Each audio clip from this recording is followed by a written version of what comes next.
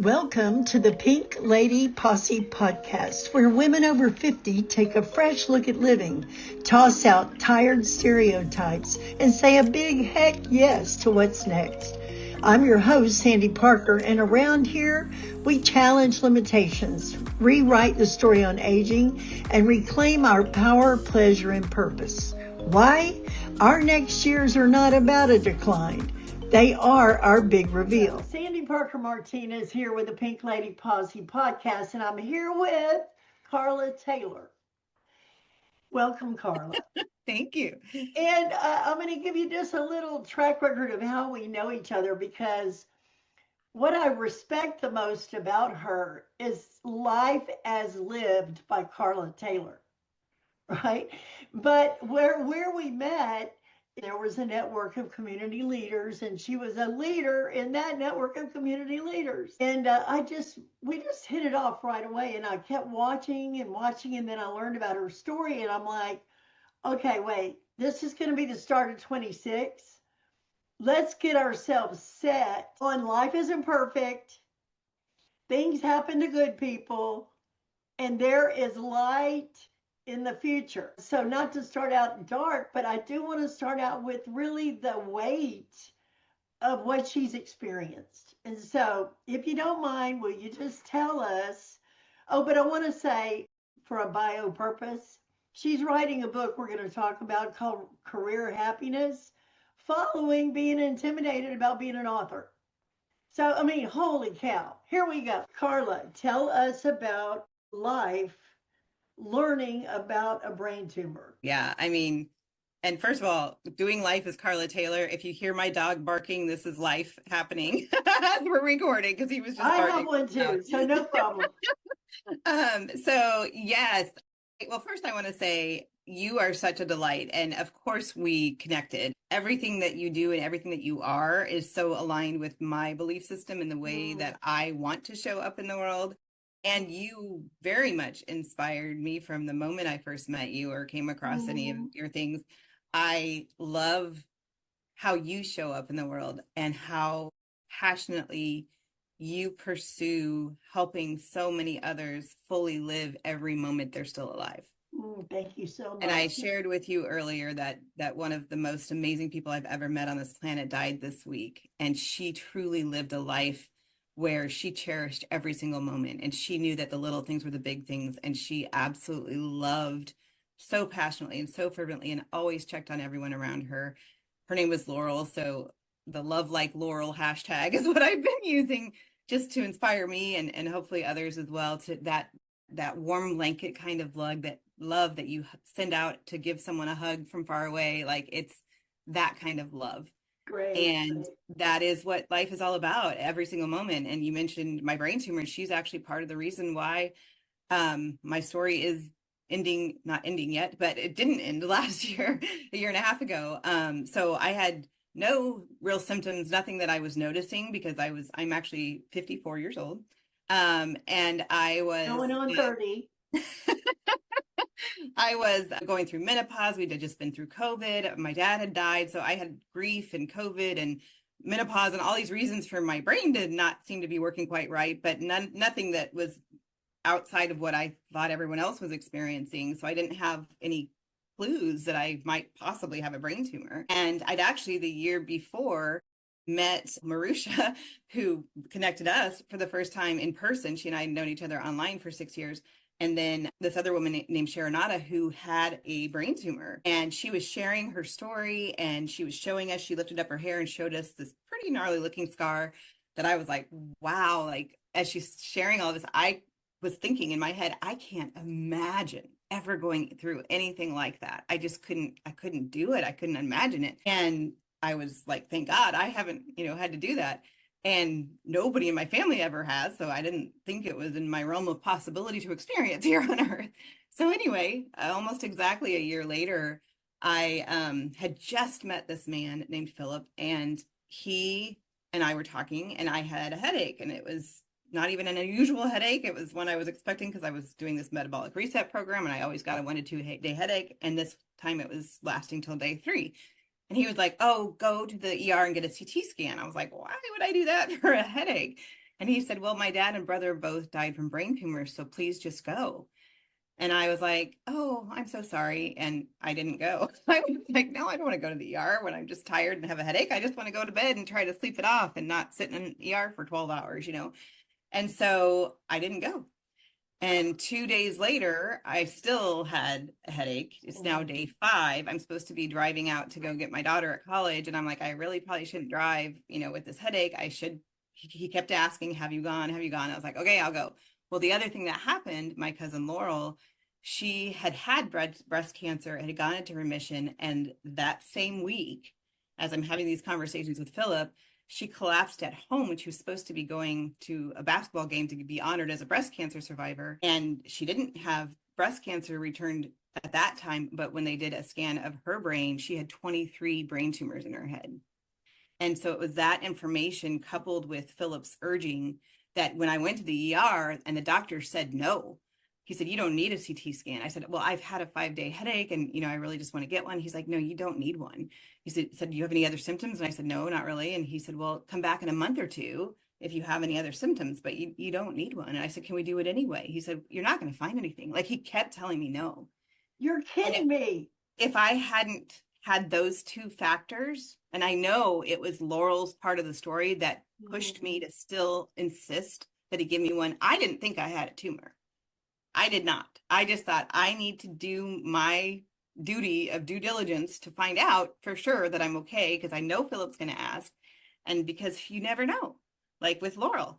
And so thank God I did, because he found out, I found out, we found out that I had a grapefruit-sized, huge brain tumor that was pushing across my left frontal lobe into the right. It had grown everywhere it could possibly grow. Probably, they said, for about 8 to 10 years, but at that point, it was 1 to 2 months away from killing me. So if I had listened to that doctor, I would be dead. And I forgot how much I was actually connecting with Laurel before and after the surgery. And I sent her a few videos, the early few days of recovery, where I don't actually remember a lot of what I did then. And I was also like feeling, because my brain, you know, I've had a very successful surgery. And I mean, there were so many miracles that week that happened. Even the surgeon that I had is like one of the top surgeons that people have to wait for months to get into, that just happened to be on call on the weekend when I went, and just all of these different things that happened that week. And you can't see my scar. Even the hairdresser or the lady who did the EKG or whatever things on my head, who's seen other people after surgery, they couldn't find it looking for it.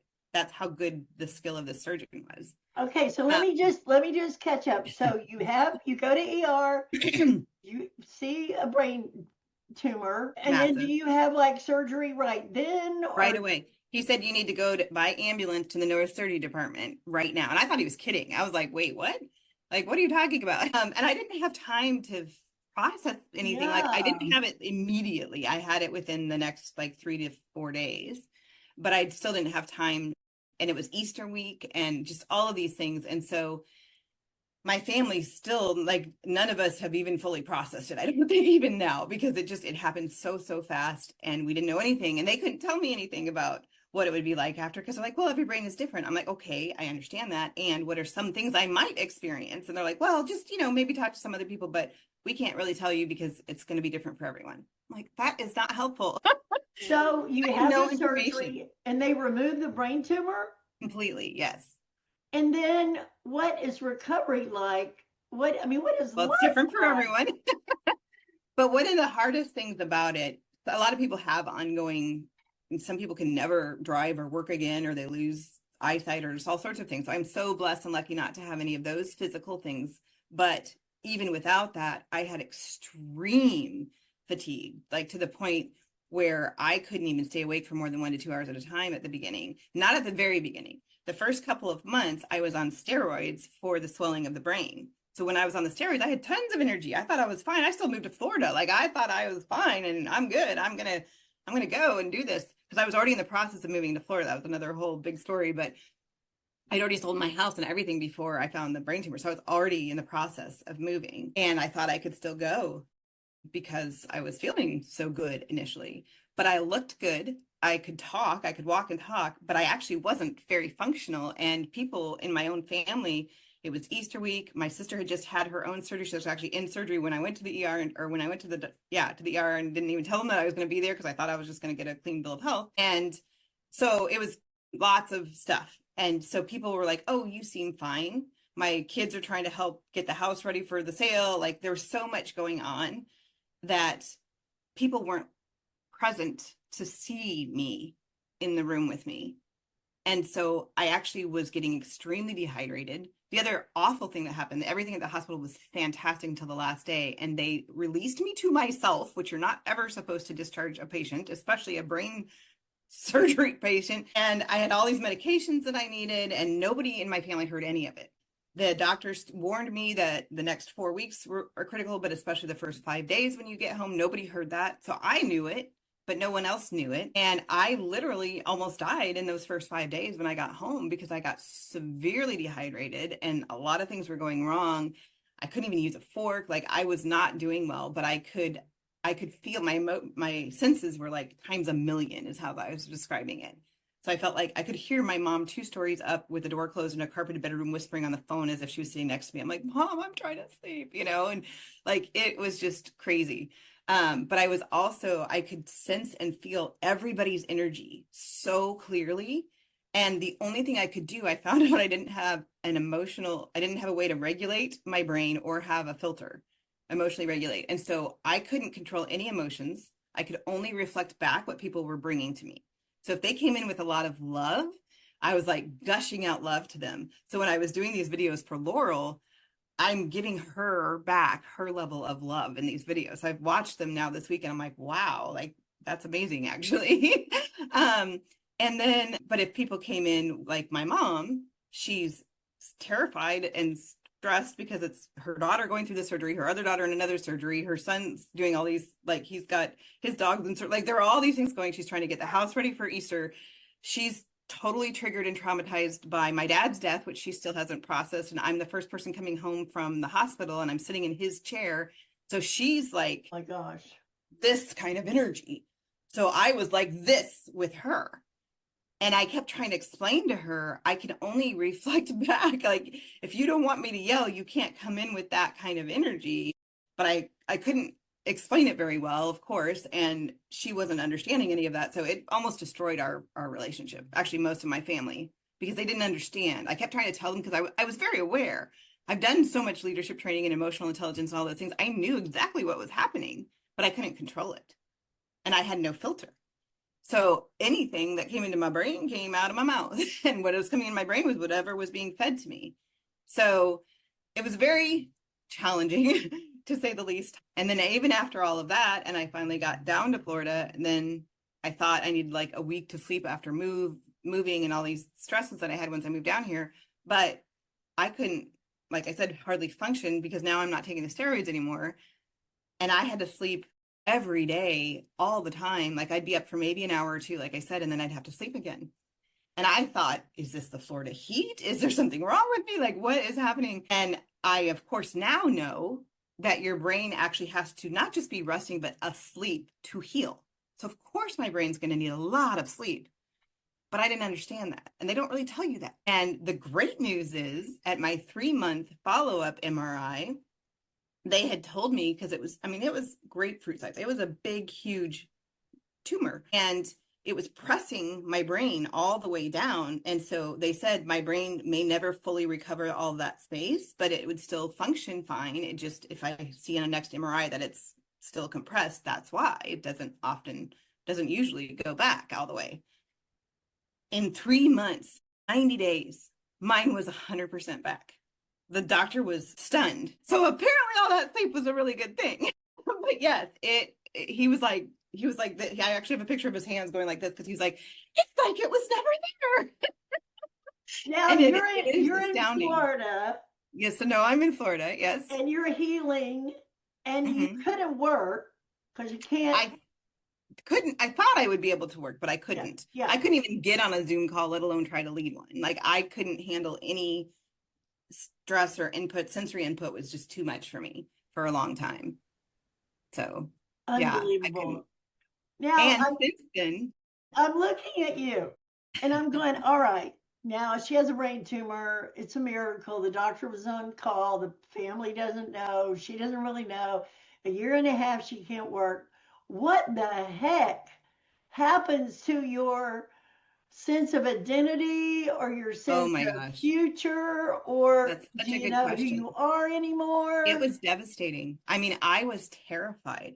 I thought I might not ever be okay. I might not ever be able to work. And not only could I not work, and I had actually, I'd done enough leadership coaching and transformational things and all sorts of things. So I knew not to tie my identity to my work. I knew like, I felt like I'd fully learned that lesson. However, I didn't know the lesson of the identity, like, who are you if you can do absolutely nothing for anyone else? I couldn't give somebody a word of encouragement.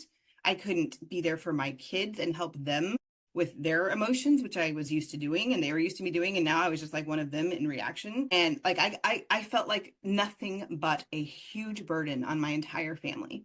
Couldn't pay my bills. I couldn't take care of my kids. I couldn't even drive for a while. Like, and I'm like, why did God save my life for this to be my life?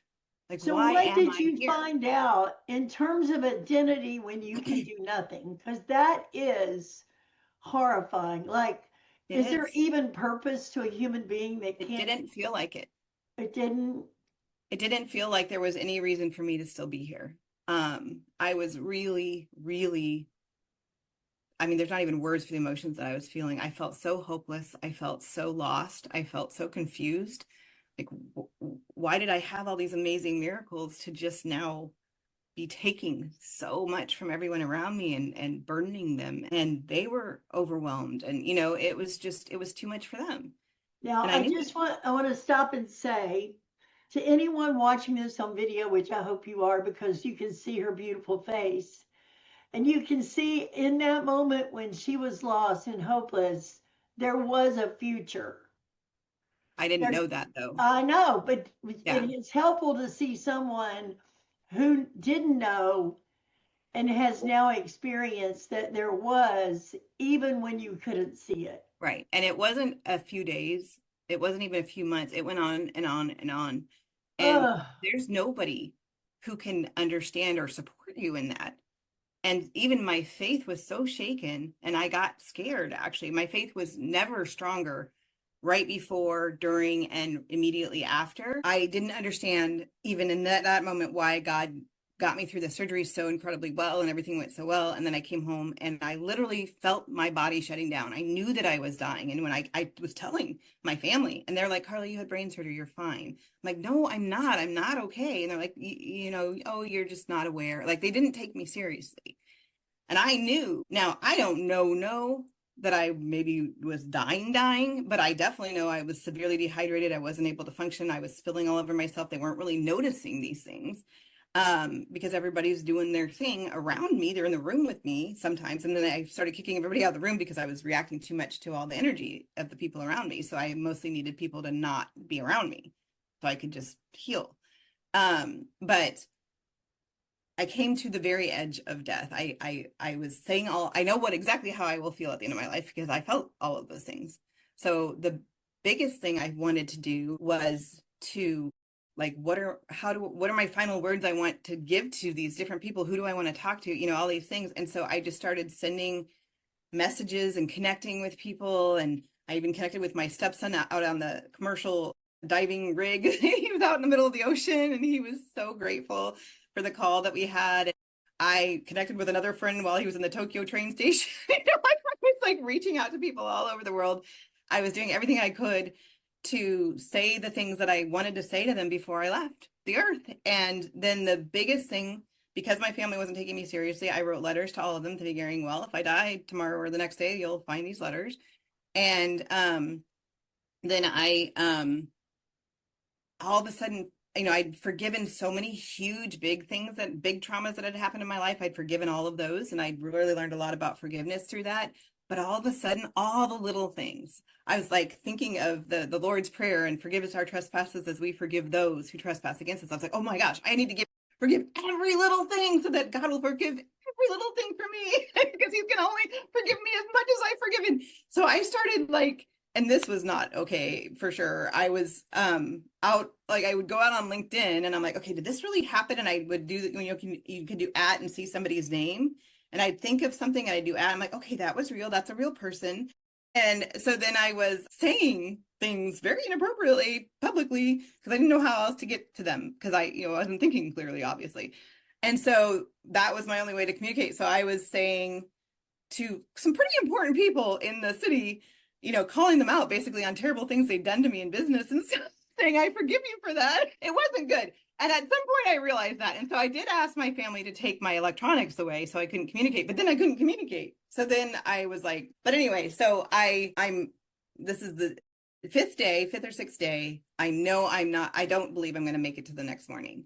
Friends hadn't even come to visit me because it was Easter weekend. It was also spring break week. So people weren't even around. And so I didn't think I was going to make it. I didn't think I would make it till morning. And I'm sitting there by myself. It's about 1 o'clock in the morning. I have YouTube on, like on some sort of a relaxation video or whatever. And I'm not playing music, but all of a sudden the song In Christ Alone came on. And I don't know if you know that song, but I it's a love beautiful that song. song. It used to be on the radio all the time. It was my anchor song that got me through my divorce and lots of really hard years. And I have been telling my family for years, I want that song played at my funeral. I wasn't listening to music and that song started playing. And I knew Jesus knew that was my song for my funeral. And I was like, oh my gosh, I am dying right now. It's happening now. And that's how I felt. Like I didn't feel like I was going to make it. And so I started thinking how sad it was. 5 years earlier, my father, or 4 years earlier at that point, had died during COVID, and he was able to come home from the hospital. That was our miracle, not that he lived, but that he was able to come home and die with all of us. And he had his entire family all surrounding him and really got to have that legendary leader death that he deserved, which is another whole story. But I had nobody. I didn't even have my kids there. Nobody was there. It's 1 o'clock in the morning. Everybody's sleeping. And I'm like, how sad is it? I'm having this little pity party for myself, in the first part of this song, thinking how sad it is that this is how I'm ending my life and I'm not even going to get to see anybody I love before I go. And about halfway through the song, I realize it's about halfway through the song and I'm like, okay, I need to shift gears and I need to now like prepare myself for what's about to happen. And so I started thinking forward and all of a sudden I realized I'm sitting in my dad's chair. And since he passed, I always thought I would really feel him and connect with him because I did a lot when he was in the hospital. I felt like I could connect with him and I didn't. Hardly at all. I've barely felt him, especially at the beginning of the first couple of years after he died. And all of a sudden, I didn't feel like his presence, but the sense of, I felt this massive, immense wave of love and nothing but love, no other emotion, just love. And I felt like my dad was like hugging me and telling me how much he loved me. And I was like, I'm going to get to see my dad again. I started to get really excited. And then I was like, wait, to get to meet Jesus. And I got so excited and it's immense wave of love. So now joy. So it's only love and only joy, but the two of them now mixed together, nothing else. That's all I felt was just massive love and joy. And I was like so excited to see what was next. And then the song ended. And my life didn't. And I, somehow eventually fell asleep the next morning. Early in the morning, a friend of mine came to visit very early. She saw how bad I was doing. That's when she got me some help. That's when I got to go to the doctor. That's when I got rehydrated, all the things. But it taught me exactly what I'm going to think and feel at the end. And several weeks later, when I could drive, I went to a small group that I'd been in, and there was a woman there that had never been there before. And I was sharing this story. And that woman said, I actually almost died from cancer a few years ago, and I had the exact same type of moment. And I felt the exact same two things. And we were like, wow, that's incredible. Why doesn't everybody know this? Like, who would be afraid of death if you knew it's going to be awesome? Oh my gosh. I feel like that's actually the biggest gift that I've gotten out of all of this is I am not afraid when it is my time. I know I'm going to be filled with love and joy. I know that. I'm looking forward to that. And there's still a lot more I want to do while I'm here. Well, I don't even know where to go from here, but let me just say that where you are going is you are going to be an author of your Yes. second book. Right. About Yes. career happiness. And it's 3 o'clock right now. So let me just say that real quick. So Okay. I'd already published a book. Because I had the published book, I ended up meeting this professor who is a top professor of AI 2 years ago. He actually called me while I was in the hospital just after the doctor told me I had that tumor. Like I hadn't even gotten to the ambulance part yet. And he calls me and he's like, Carla, we finally got funding for the project. It's starting next week. I'm like, okay, great. I'm like, not even telling him where I am or what's happening because I don't understand. I'm thinking I'll be fine in a week. I should be out of surgery by then. Like, I didn't know. And so I didn't tell him. Turned out he was wrong anyway. It was a different project that got funded. And so, the project kept getting delayed. And at that point, I felt like, okay, maybe this is why it was delayed because I didn't know I was going to have a brain tumor and need all this recovery time. And so I wasn't pushing it forward since the surgery, and I finally told him about it, but I hadn't even told him that at the beginning. But I was like, okay, the timing will be whatever it needs to be. Well, now fast forward to now is 2 years later of when we first started working on it, a year and a half after the surgery. And I did write the entire book actually after the surgery. So starting in June of this year, I was able to write that book, get it done completely in about 4 months, and just found out that he's basically not going to be doing the things that he promised all this time. And even the publisher came to me and told me, "I think you should publish without him." And I thought I needed him for the credibility, especially because as a college course, if a college professor is a co-publisher, that's way more credibility. Who am I without him? But I've gotten so much feedback from the publisher and other people who've known me that they're like, Carly, you don't need him. You don't need that credibility. I've been an adjunct professor. I've done all sorts of things myself. I wrote this book 100% by myself. Like he didn't actually help me. So it's a good thing now that I'm not going to have to split commissions with him. He was never going to do anything anyway. At this point, I can't foresee that he's going to suddenly change after 2 years. But anyway, so yes, there's lots of hope going forward in the future. But yes, thank you Well, so much for asking these questions. I really appreciate it. I know well, it's important before for you me to share go, my I story. want one sentence Yes. that you would deliver to any woman listening or watching to this. Just So one yes, sentence. thank you. And the one point I did want to make, I felt like this was the message that I received. Traumas are for us and our hearts to heal. Every single human's purpose is to heal their hearts because by healing that trauma with their heart and everything that they're experiencing, that is what will heal the world. That is actually what will bring heaven on earth. And that was a loud and clear message I felt like I had immediately following the surgery. That is for sure what I still see is that when we heal, we give everyone around us permission to heal. We are different in the world. The world around us is different. So what can one person do? Like Laurel said, the little things are the big things. The little thing, if you do nothing else but heal your own heart, even if you can be in no contribution to anyone else, you are giving so much to the world. Thank That's you my for being here. I love you, and we'll talk soon. okay. Bye. Thank you. Bye. This is uncommon, but I'm going to stay on after she left because we women are so strong and we carry so much on our shoulders. But to the women who lead, to the women who are always in the front, to the women who are always doing for everyone else, it is so beautiful to be able to relax and just be yourself around other women who are just being themselves. Because we actually don't heal alone, we heal in community. And actually, we can't be our best self by ourselves. So I just want to extend an invitation to anyone listening to this to go to pinkladyposse.com. Join the community if you're a woman over 50 and look up Think, because Think Pink is our inner circle where women get to support one another, encourage one another, and help each other heal. And this is my personal invitation to be familiar with Think Pink and be surrounded by women. Women who care and women who are all about being real and being supportive and encouraging with each other. And I just want to wish you a happy new year. 2025 was wild. Pink Lady Posse was great. The podcast was born. The opportunity to do a TED Talk was amazing. And then Think Pink started. And so 2026 is a year of month by month themes that lead into growth and becoming. And we want you with us. And I just want to say from the bottom of my heart, Happy New Year. And I hope it brings things to you you never imagined. Thanks for being a part of our podcast and Happy New Year.